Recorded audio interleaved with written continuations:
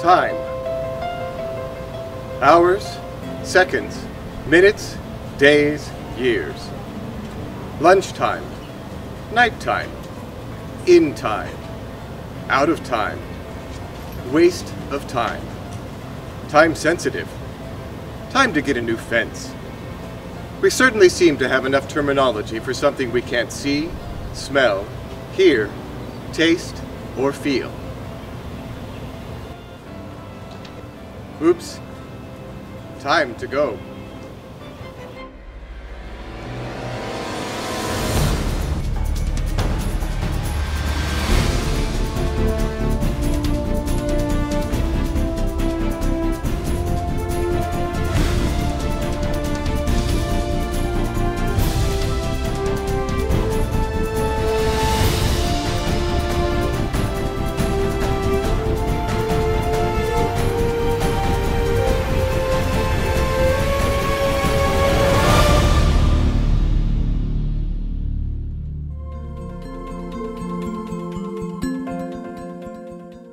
Surprisingly enough, there does not seem to be a clear black and white definition of time.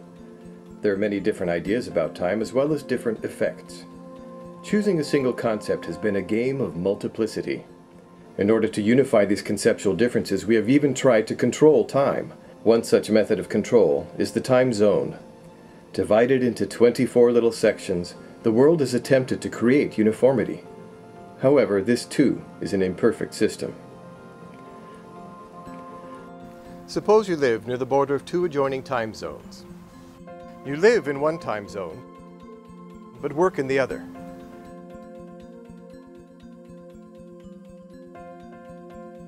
Do you become older going to work?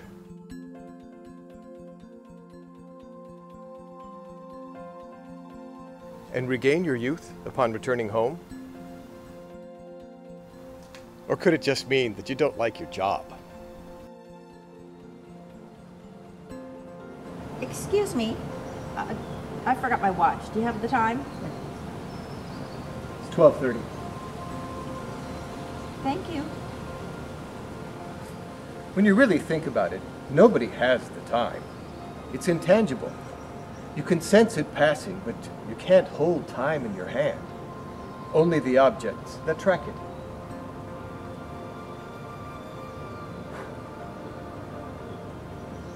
Time flies. Why does time move quickly for some and slow down for others? Why are some people always early and others always late? Time does not appear to be a constant. Its perceived changeability began to make some wonder whether time truly exists.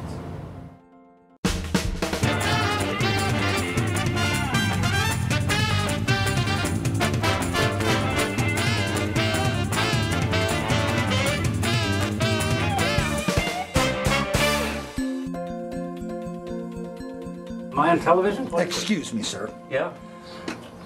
We're here to ask you, does time exist? When? Doesn't time exist? You know, I'm not really sure about the time question. Does it exist? Doesn't it exist?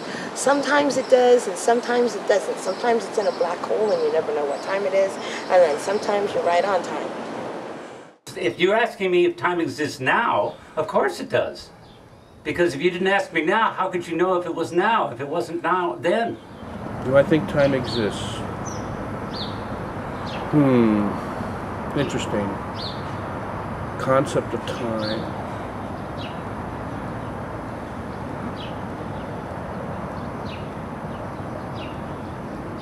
No.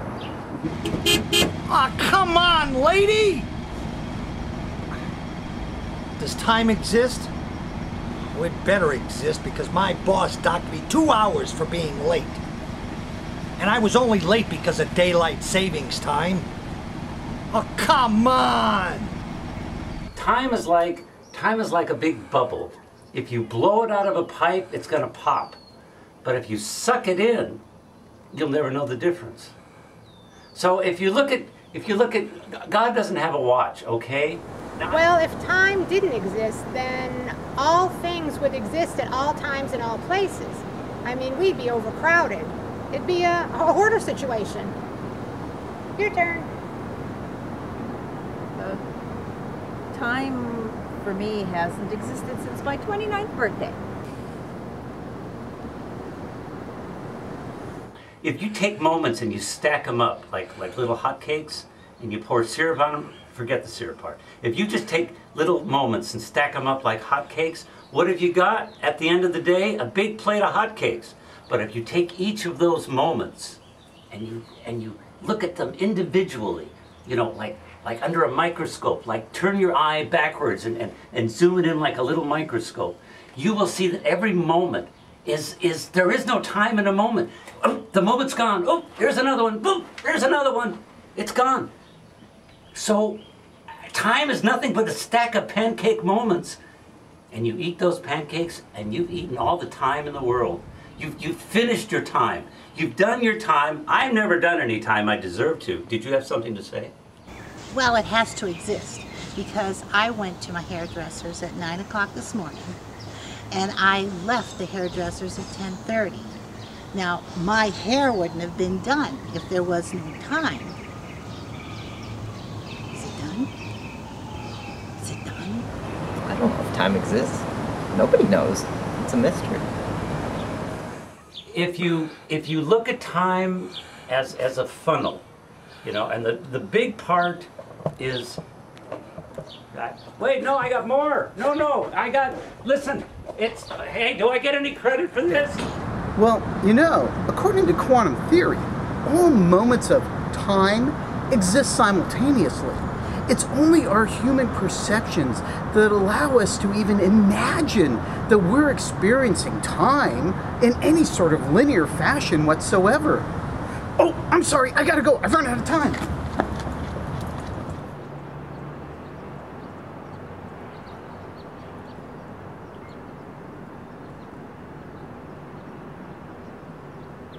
Speaking of time, it's time for verses. This thing is 2 minutes off.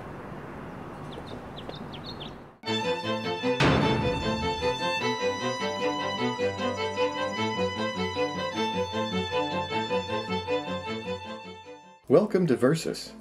Our topic, absolute time versus relative time. Let me introduce our participants. Dr. Eric Shapinski, theoretical physicist and author of Oh My, What Are All These Tiny Particles? And Dr. Galen Pleasance, professor of physics and author of Small World, Isn't It? An Illustrated History of Particle Research, who is joining us today via satellite. Unfortunately, Dr. Pleasance is unable to join us today, so filling in for her is her mother, Mrs. Abby Pleasance, culinary chemist and creator of the Duff and Muffin. Having won the toss, Dr. Shapinski. Thank you. The fascinating thing about time is that human beings are really the only creatures in the entire world, if not the universe, that have any perception of time. It's a purely artificial construct. And what human beings do is then create technology such as iPhones or computers or satellites or whatever in order to impose a structure of time on this entirely artificial construct. For example, quantum theory shows that a single particle can exist simultaneously in two different parts of time. So if my Duffins can be at two places at the same time, as you say, then why am I not making twice the money? Well, I'm sorry. You obviously misunderstood. I'm talking about subatomic particles, not muffins. Duffins with a D. Well, again, subatomic particles are the basis upon which changes occur within the universe that allow human beings to experience the illusion of the passage of time. Okay, so what you're saying essentially is that my Duffins aren't important enough for your quantum universe, right? No, I'm not saying that at all. All I'm saying is that we're talking about time. Look, I'll have you know that my Duffins have been named the winner of the American National Muffin Bake-Off Competition Contest Finals. And that was 3 years in a row. So, what do you think about that, Dr. Shapinski?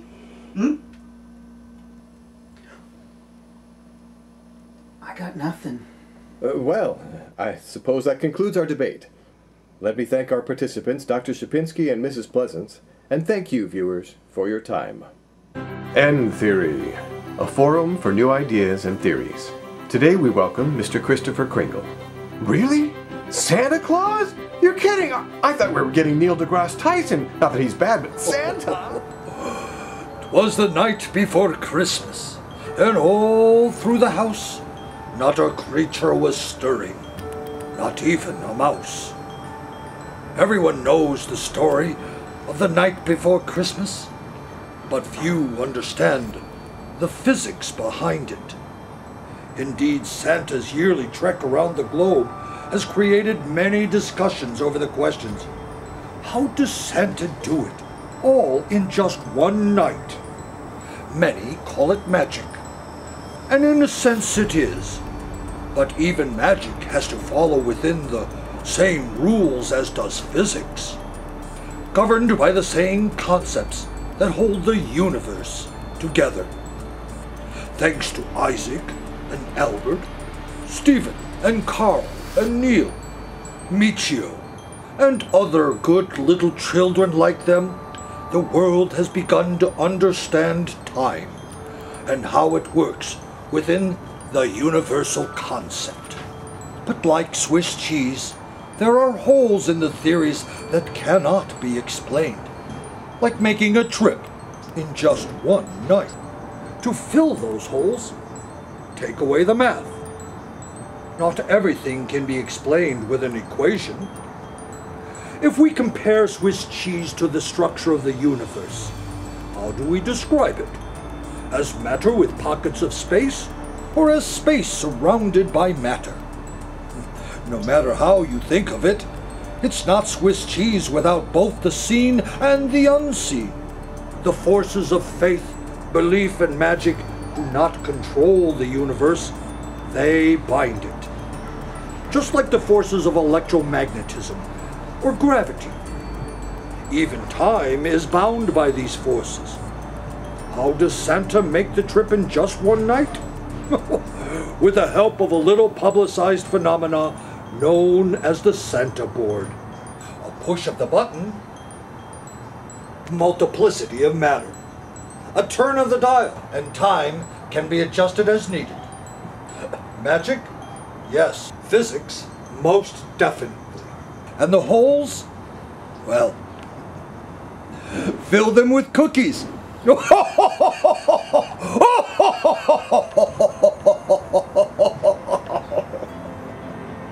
Does time exist?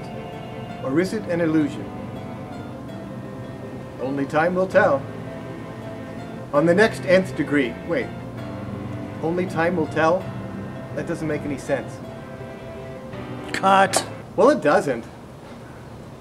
It's like using a word in the definition of the word. It's like saying a triangle is something triangular. Cut.